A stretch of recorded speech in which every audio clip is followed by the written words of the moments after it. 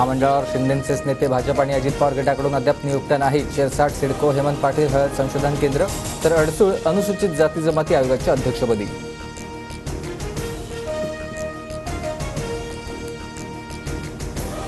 जरांगे रात्री 12 वाजल्यापासून उपोषण करणार. सरकारला आता शेवटची संधी.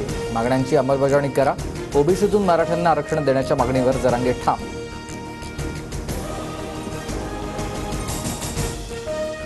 भुजबळांना फक्त दंगली घडवायचे आहेत. माझ्या एकाही माणसाला खर्चडायला नकोय, गृहमंत्र्यांना सांगून ठेवतोय. उपोषणाच्या पार्श्वभूमीवर जरांगेंचा इशारा.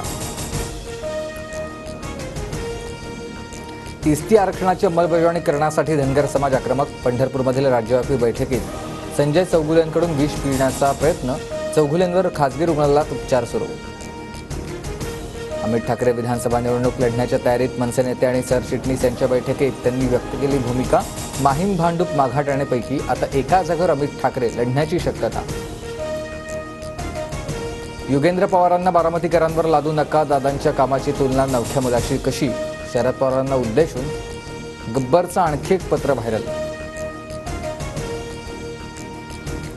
राहुल गांधींवर वादग्रस्त विधान करणं भोवलं. शिंदेगडाचे आमदार संजय गायकवाड यांच्यावर गुन्हा दाखल.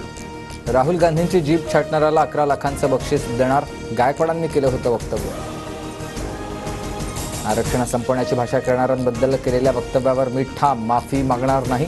विरोधकांच्या टीकेनंतरही संजय गायकवाडांची आक्रमक भूमिका. विधानसभेच्या निवडणुकीत महाविकास आघाडीच्या रेड्यांना चापकानं फोडून काढणार.